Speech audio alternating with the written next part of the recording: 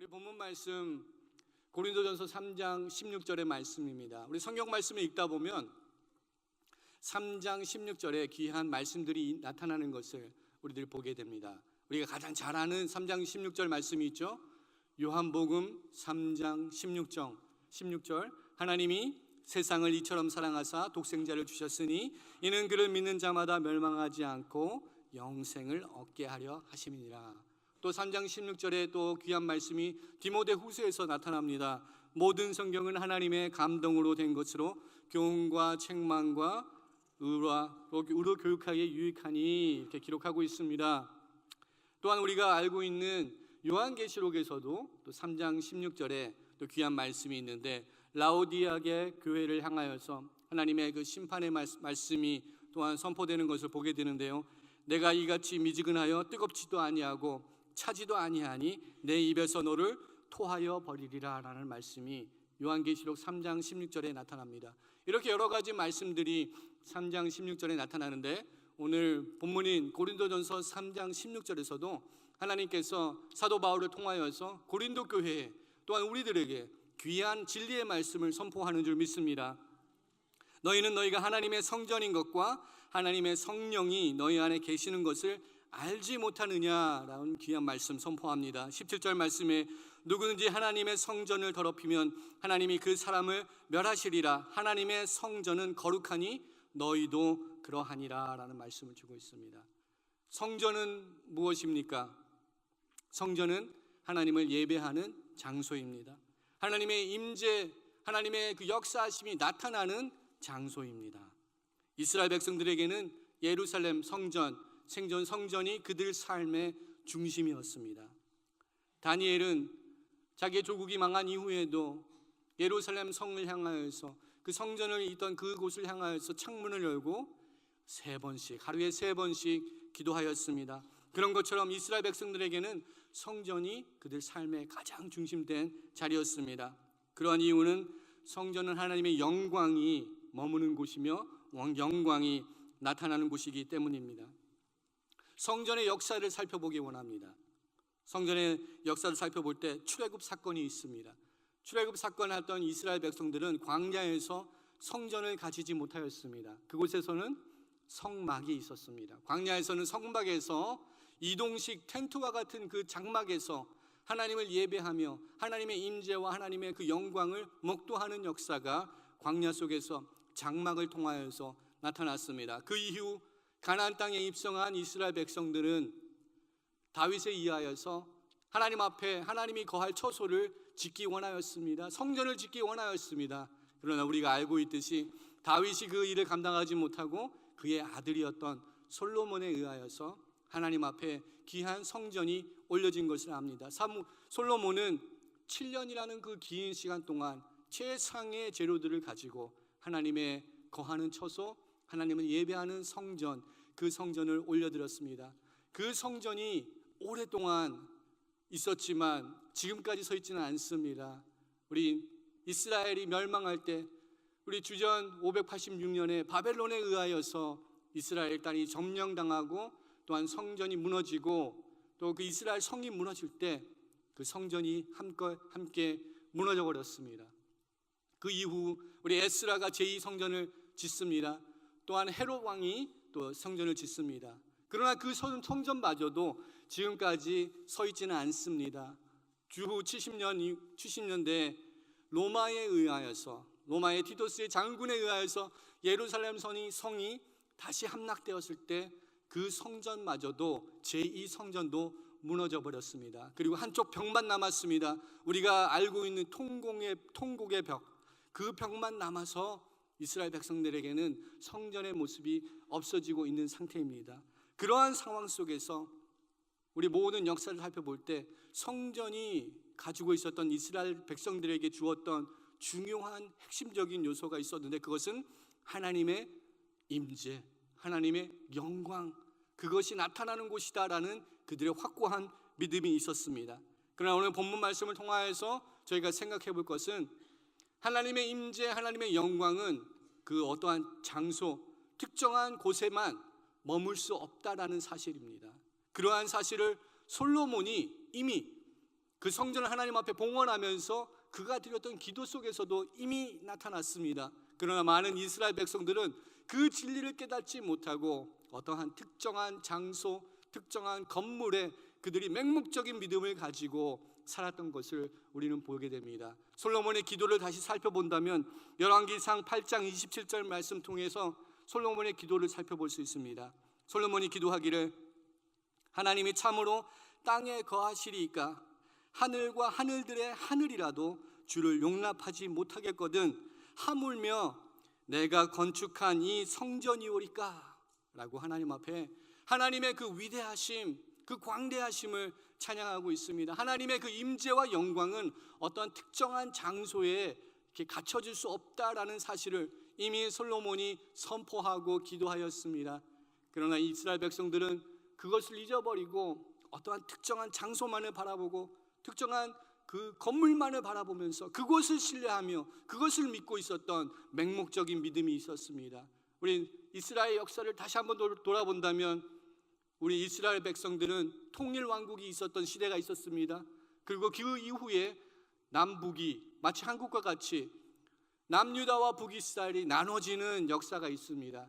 우리 북이스라엘의 첫 번째 왕이었던 여로보암은 그가 가지고 있었던 가장 큰 문제가 있었습니다. 남북이 나누면서 더 이상 북이스라엘의 백성들이 남유다에 위치한 예루살렘을 찾아가지 못하고 그곳에서 예배드리지 못하는 그러한 아픔이 있는 것을 깨닫고 그 문제를 해결하기 위해서 여로보암 왕은 단과 베델에 금송아지를 세우게 됩니다. 그곳에 가서 여호와를 예배해라, 예루살렘까지 내려가지 않아도 된다 라는 그의 정책을 내세웠습니다.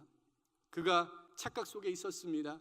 하나님의 임재하심, 그의 잘못된 그러한 정책으로 인하여서 모든 이스라엘 사람들도 어떠한 특정한 장소에만 하나님이 임재하신다는 그러한 잘못된 믿음을 가지고 살아가고 있었습니다. 그런 가운데 하나님께서 주시는 말씀은 그렇지 않다. 하나님의 임재하심, 하나님의 역사하심, 하나님의 영광은 장소와 지형적인 모든 것을 다 초월하여서 임한다, 역사한다 라고 오늘 사도 바울이 고린도전서의 말씀을 통해서 고린도에 있는 교회들에게, 성도들에게, 또한 우리들에게 선포하고 있습니다. 고린도는 어떠한 도시였나요? 고린도는 섬이 아닙니다. 울릉도, 제주도, 그래서 고린도도 섬이 아닌가 생각하는 분들이 계신데 고린도는 섬이 아니고 그리스 반도에 있습니다. 지중해를 연결하는 아주 협약입니다. 귀중한 자리에 있는데 거기서는 항구가 있었고 거기에 발달된 우리 무역과 교류와 경제가 굉장히 활발하였던 도시가 고린도입니다. 그곳에는 또한 여러 신전들이 있었습니다. 그리스 로마 시대의 그 모든 이방 사람들이 섬겼던 많은 신전들이 있었습니다. 아폴로 신전이 있었습니다. 그 크기가 우리가 이해할 수 없는 엄청난 규모의 신전이 있었습니다. 그곳에 사는 사람들은 어떠한 마음으로 살아갔을까요? 오고 가며 매일 보던 그 신전들을 바라보면서 그 신전의 그 웅장함, 그 위대함을 바라보면서 어쩌면 그곳에 마음을 뺏겼을 수도 있습니다.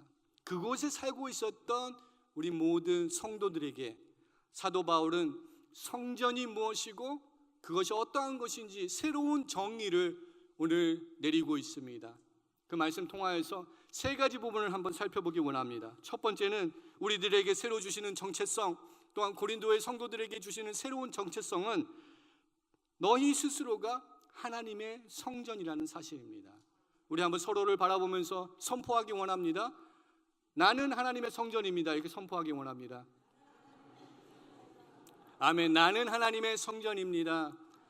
아멘. 우리는 주님이 거하시는 성전인 줄 믿습니다. 서로를 바라보면서 나는 하나님의 성전입니다 라는 말을 들으면서 너가? 당신이? 어떻게 하나님의 성전이야? 이렇게 마음을 가지실 수도 있어요. 아니 그러한 체구에, 그러한 외모에 이러한 생각을 가지실 수 있습니다. 그러나 하나님의 성전은 다양합니다. 우리 세상 속에서도 주님의 교회가 여러 가지 다양한 모습으로 있듯이 큰 교회, 작은 교회, 어떤 이렇게 성도님들이 모이는 이렇게 각종 특색이 다른 교회들이 많이 있는 것처럼 하나님께서는 우리 모두 한 사람 한 사람을 특별한 하나님의 성전으로 불러주신 줄 믿습니다. 그것을 붙들기 원합니다. 서로를 보면서 다른 점을 보고 차이점을 보면서 왜 나와 다르지? 왜 나와 차이점이 있지? 그것을 의아해하는 것이 아니라 하나님의 나라가 다양성이 있구나, 하나님의 성전에는 이러한 다양한 사람들이 필요하구나 라는 인식을 가지시는 저와 여러분 되기 원합니다. 우리는 하나님의 성전입니다. 축복의 말씀입니다. 그러나 우리는 이 말씀을 너무 많이 들어서 우리들에게 그 충격과 감동이 어떨 때는 사라져가고 있습니다. 그러나 우리가 생각해 볼 때 하나님께서 우리를 성전으로 불러주셨다는 것은 귀한 축복이라는 것을 우리가 다시 한번 깨달아야 되는 줄 믿습니다. 성전의 개념이 건물에 있지 않다라는 것을 이야기합니다. 어떠한 눈으로 보이는 이러한 건물이 성전이 아니다라는 것을 다시 한번 이야기하고 있습니다. 이러한 개념을 깨는 우리들이 가지고 있는 이 통산적인 개념, 우리 틀을 벗어나는 이러한 생각은 사도 바울이 처음에 시작한 것이 아니라 우리 주님께서 이미 성전이 무엇인가를 새로운 정립을 해주셨습니다. 새로운 정의를 성전에 대하여서 해주셨습니다. 요한복음 2장 19절 말씀 보게 되면 예수님께서 이렇게 말씀하십니다. 예수께서 대답하여 이르시되 너희가 이 성전을 헐라 내가 사흘 동안에 일으키리라. 어떤 성전을 이야기하는 거죠? 예루살렘 성전을 이야기하는 것인가요? 예수님 스스로 본 자신의 몸을 이야기합니다. 이 성전을 헐어봐라, 내가 사흘 만에 다시 일으키리라, 사흘 만에 다시 살아날 것이다 라고 선포합니다. 그것이 진리입니다. 건물이 하나님의 임재를 좌우하는 것이 아니라 성령님이 함께 하시는 그곳이 하나님의 임재 영광이 나타나는 곳이며 그곳이 바로 성전이라는 사실입니다. 우리도 그러한 말씀을 붙들고 고정 개념을 깨고 생각의 틀을 벗어나고 믿음의 눈을 들어서 내가 하나님의 성전인 것을 깨달아 하나님의 성전에 맞게 살아나가는 믿음의 사람들로 세워나가기를 원합니다. 사도 바울은 그 진리의 말씀을 전달하기 위하여서 하나의 기법을 사용합니다. 여러 표현 기법 중에 수사학적 질문이라는 질문을 던집니다. 수사학적 질문은 무엇을 수사할 때 던지는 질문이 아니고, 수사학적 질문은 그 당시 그리스의 모든 철학자들이 어떠한 상대방을 설득하기 위하여서 사용하였던 질문이 수사학적 질문입니다. 너희가 하나님의 성전인 것을 알지 못하느냐라고 질문하고 있습니다. 그러나 우리 성경책에는 물음표가 없습니다. 물음표가 없기 때문에 우리가 간혹 그것을 그냥 읽는 경우가 있습니다. 그러나 그것은 질문입니다. 수사학적 질문입니다. 수사학적 질문의 예를 하나 드리겠습니다. 음식을 낭비하는 것, 음식을 버리는 것에 대해서 그것을 아끼기 위하여서 만약에 수사학적 질문을 만든다면 이러한 수사학적 질문을 만들 수 있습니다. 만약 그게 돈이라면 버리시겠습니까? 라는 질문을 던질 수 있습니다. 음식이면 버리지만 그것이 만약 돈이라면 그것을 버리시겠습니까? 라는 질문을 할 수 있습니다. 동일하게 사도 바울은 우리들에게 또한 그 고린도에 있는 성도들에게 이런 수사학적 질문을 던집니다. 너희가 하나님의 거하시는 성전인 것을 알지 못하느냐라고 질문을 하고 있습니다. 우리는 그 질문에 알고 있습니다. 나는 알고 있습니다. 내가 아무런 그냥 존재없는 가치가 아니라 성령님이 거하시는 존귀한 하나님의 처소라는 것을 내가 알고 있습니다 라고 대답할 수 있는 저희들이 되어야 되는 줄 믿습니다. 하나님의 임재와 하나님의 역사하심은 장소적, 위치적, 지형적 개념을 떠나서 하나님께서 역사하고 있음을 우리가 믿고 고백해야 되는 줄 믿습니다. 두 번째로 우리가 깨달아야 되는 것은 우리는 하나님의 지성소라는 사실입니다. 차이가 있습니다. 제가 전에는 성전이라고 말씀을 드렸습니다. 그러나 지금은 지성소라고 말씀을 드렸습니다. 이제는 더 이상 성전이 아니고 우리가 지성소인 것을 우리가 깨달아야 되는 줄 믿습니다. 헬라어에 성전을 뜻하는 단어가 두 가지가 있습니다. 히에론이라는 헬라어 단어가 있고요, 또 하나 다른 헬라어 단어는 나오스라는 헬라어 단어가 있습니다. 히에론은 템플 번역으로 됩니다. 템플로 번역됩니다. 그러니까 그것은 성전을 이야기하는데 히에론은 눈에 보이는 건물을 뜻합니다. 나오스는 반면에 어떠한 특정한 장소를 이야기합니다. 그것은 우리 믿는 믿음의 사람들은 지성소를 뜻합니다. 우리 사진 자료가 있는데 히에로는 건물 전체를 이야기하는 것입니다. 그러나 나오스는 그 안에 핵심적인 부분, 그 장소를 나오스라고 이야기를 합니다. 우리 믿음의 백성들, 거룩한 제단의 핵심적인 장소는 어디인가요? 지성소입니다. 사도 바울은 오늘 3장 16절에서 너희가 성전인 것을 알지 못하느냐 이 질문을 던질 때 사용했던 헬라어 단어는 히에론이라는 단어를 사용하지 않고 나오스라는 단어를 사용하였습니다. 그러므로서 그가 던지는 메시지는 너희가 그냥 성전이 아니다, 보이는 성전이 아니고 하나님의 임재가 나타나 있는 그 법궤가 있는 그 지성소다, 더욱더 거룩하고 거룩한 곳이다 라고 선포를 하고 있습니다. 지성소에는 대제사장이 1년에 한 번 들어갈 수 있었습니다. 그 누구도 마음대로 들어갈 수 있는 곳이 지성소가 아니었습니다. 우리는 지성소를 사실은 쳐다볼 수도 없었던 사람들입니다. 우리는 가까이 갈 수도 없었던 사람들입니다. 그러나 그리스도께서 십자가에 죽으심으로써 그 휘장이 위에서부터 아래로 찢어지면서 지성소가 보이게 되었고 그 안에 우리가 들어갈 수 있게 되었고 담대하게 그 보혈의 능력을 의지하여서 그 지성소 앞으로 나갈 수 있는 은혜가 우리들에게 주어진 줄 믿습니다. 우리는 그렇게 특별한 사람들입니다. 그 지성소에 살아가는, 아니 내가 그러한 지성소인 그러한 특별한 사람들입니다. 그러한 사람들로서 우리들에게 주어지는 또 한 가지 메시지가 있습니다. 그 메시지는 세 번째로 우리가 그러한 사람으로서 흩어지는 교회로 우리는 세워져야 된다는 사실입니다. 내가 지성소이고 내가 성전인 것을 깨달은 우리는 이제는 세상으로 흩어지는 교회가 되어야 된다는 것입니다. 고린도 교회에 문제가 있었습니다. 고린도 교회에 사도 바울이 사도행전 18장을 보게 되면 1년 6개월 동안 그곳에서 말씀을 선포하며 교회를 세웠습니다. 그러나 지금 사도 바울은 고린도에 있지 않습니다. 그곳을 떠나왔습니다. 떠나왔는데 전해지는 소식이, 들려오는 소식이, 어떠한 소식이 들려왔나요? 문제들이 있다고, 이러한 문제들이 있다고 들려왔습니다. 1장 12절 말씀 보게 되면 이러한 소식이 사도 바울 귀에 들렸습니다. 각각 이르되 나는 바울에게, 나는 아볼로에게, 나는 바울에게, 나는 게바에게, 나는 그리스도에게 속한 자들이다 라고 각자가 이야기하는 당파, 분열, 그러한 소식이 들려오고 있습니다. 그 가운데 사도 바울이 그 문제에 해답을 주기 위하여서 선포하신 말씀이 고린도전서 3장 16절의 말씀입니다. 너희가 하나님의 성전인 것을 알지 못하느냐? 성령님이 거하신 하나님의 성전인 것을 알지 못하느냐라고 선포하고 있습니다. 그 분열과 당파의 문제들 속에서 사도 바울이 제시한 것은 너희들은 각 파대로 따로따로 존재하는 그러한 지체가 아니라 하나다. 너희들은 하나다. 하나님의 성전이다. 하나님의 지성소다 라고 선포를 하고 있습니다. 우리 16절에 너희가 하나님의 성전인 것과, 그것을 선포할 때 우리 한국말 성경책으로는 캐치하기가 쉽지 않습니다. 영어 성경책에서도 캐치하기가 쉽지 않습니다. 그러나 너희는 그 말을 쓸 때 헬라어 원어를 살펴볼 때 그 동사, 그것을 뜻하는 주어의 동사는 복수로 되어 있습니다. 무슨 말이냐면 너희는 알지 못하느냐라고 이야기할 때 안다라는 헬라어 단어 오이다라는 단어를 쓰게 되는데 그 오이다를 그대로 사용하지 않고 3인칭 복수를 사용합니다. 그래서 오이다테라고 씁니다. 그 말은 너희들은 한 명이 아니고 모든 너희들은 알지 못하느냐라고 선포하고 있습니다.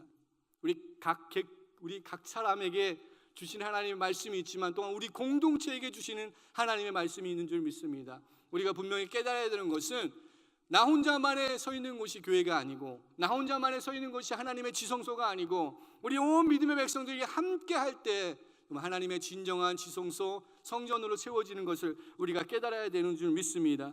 그래서 사도 바울은 1장 9절에 이렇게 말씀합니다. 우리는 하나님의 동역자들이요 너희는 하나님의 밭이요 하나님의 집이라 라고 선포하고 있습니다. 하나님께서 지금 우리들에게 허락한 귀한, 우리들에게 가장 필요한 동역자들을 지금 세워주셨습니다. 옆을 한번 돌아보기 원합니다. 앞뒤를 보기 원합니다. 함께 일하고 계신 선교회 회원들이 있습니까? 함께 섬기는 지체들이 있습니까? 우리 바라볼 때 어떤 마음이 드시나요?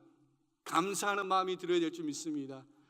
반대로 저 사람만 아니었으면, 저분만 안 계셨으면 우리 선교회 정말 잘 될 텐데, 이런 마음을 가지실 수도 있는데, 그것은 하나님께서 원치 않으시는 마음입니다. 하나님께서는 우리들에게 가장 필요한 사람, 가장 적합한 사람 불러주셔서 그들과 함께 동역하게 하신 줄 믿으시기 바랍니다.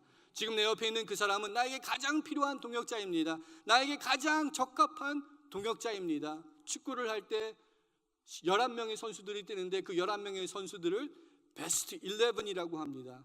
우리 모두가 하나님의 베스트 11인 줄 믿으시기 바랍니다. 각자 필요한 자리에서 하나님의 일을 감당하는 베스트 11으로 하나님의 전을 세워가는 동역자들로서 우리는 부름 받았고, 또한 그를 위해서 우리가 헌신하는 줄 믿습니다. 그래서 세 번째로 말씀드린 것처럼 세 번째는 우리는 디아스포라 교회가 되어야 됩니다. 디아스포라 교회, 함께 해볼까요? 디아스포라 교회. 이 말은 어쩌면 말이 안 되는 말을 제가 만들어낸 것일 수도 있어요. 왜냐하면 교회는 무엇인가요? 교회는 헬라어로 에클레시아라고 합니다. 에클레시아는 뭐뭐에서 불러내었다, 세상 속에서 불러서 모았다라는 뜻이 있는 게 에클레시아입니다. 디아스포라는 무슨 말인 뜻인가요? 디아스포라는 흩어졌다, 흩어지는 사람들을 디아스포라. 그래서 우리들도 어떻게 얘기한다면 디아스포라 코리안이 될 수 있습니다. 흩어져 있는, 본토를 떠나 있는 그런 흩어져 있는 백성이기 때문에. 그러나 교회는 불러 모았을지라도 그곳에서 머무는 것이 교회가 아닌 줄 믿습니다. 다시 세상으로 돌아가야 되는 줄 믿습니다. 다시 한번 흩어져야 되는 줄 믿습니다. 그래서 그냥 모이는 교회만이 아니라 흩어지는 교회, 그런 의미에서 우리는 디아스포라 교회로 세워져야 되는 줄 믿습니다. 하나님께서는 우리들은 그 일을 위하여서 우리를 불러주셨습니다. 우리들에게 귀한 은혜를 주신 이유는 나만 잘 먹고 잘 살면 되지, 나만 은혜만 받으면 되지, 우리 교회만 잘 쓰면 되지, 그것만을 위해서 부르시지 않으셨습니다. 그보다 더 원대한 하나님의 사명이 있는 줄 믿으시기 바랍니다. 그것은 세상을 향해 나가는 것입니다. 아는 것과 깨닫는 것의 차이점이 무엇입니까? 라는 질문을 하고 싶습니다. 아는 것과 깨닫는 것의 차이점은 무엇입니까? 라는 질문을 던지기 원합니다. 우리 자녀들에게 공부해야지, 숙제해야지, 뭐 이거 했니, 저거 했니, 뭐 이런 거 다 얘기하면 우리 자녀들이 뭐라고 대답을 하죠? 알아요. 다 압니다. 이야기합니다. 아는 것과 깨닫는 것의 차이는 무엇일까요? 어떤 사람은 이야기합니다. 아는 것은 머리로 하는 것이고 깨닫는 것은 가슴으로 하는 것이다. 또 아는 것은 밖에서 정보가 들어오는 것이고 깨닫는 것은 내 속에서 무엇을 알아가는 것이다 라고 구분짓기도 합니다. 그러나 저는 아는 것과 깨닫는 것을 이렇게 구분짓기 원합니다. 행동이 따르느냐 안 따르느냐, 행동이 있냐 없냐에 따라서 그것이 그냥 아는 것인가 아니면 정말 깨달음을 얻은 것인가 구분할 수 있다고 생각합니다.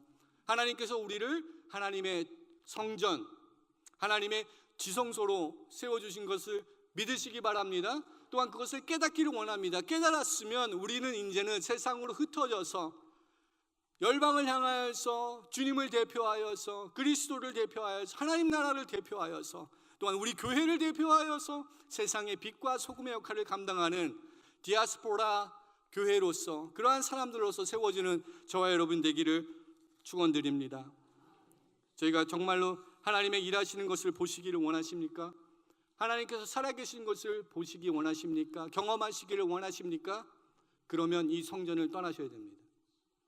이 성전에만 머물러 있다면 어쩌면 정말 아기 같은 믿음, 그냥 주는 대로 먹고 그냥 해주는 대로만 그냥 이렇게 팸버가 되는 그런 유아 같은 믿음만으로서 우리가 성장을 못할 것입니다. 떠나야 됩니다. 보금자리를 떠나야 되고 새끼가 그 자기의 그 울타리랑 모든 그러한 둥지를 떠나야 되는 것처럼 우리도 이제는 세상을 향해 나가야 되는 저희들이 되어야 되는 줄 믿습니다. 세상에 나가서 정말 하나님의 역사하심, 그곳에서 역사하시는, 나를 통하여 역사하시는 하나님의 그 역사하심을 경험하는 저희들, 체험하는 저희들, 하나님의 영광을 목도하는 저희들로 세워져야 될 줄 믿습니다. 그런 은혜가 우리 가운데 있기를 축원드립니다. 세상으로 돌아갈 때 눈이 많이 와서 땅이 얼었고 미끄러운 이러한 상황 속에서 우리가 안전하게 집으로 돌아가야 되겠지만, 더욱더 이 진리의 말씀을 붙들고 세상을 이기는 자들로서, 영적인 싸움을 하는 사람들로서, 승리를 얻는 사람들로서 한 주간 세워지는 저와 여러분 되기를 원합니다.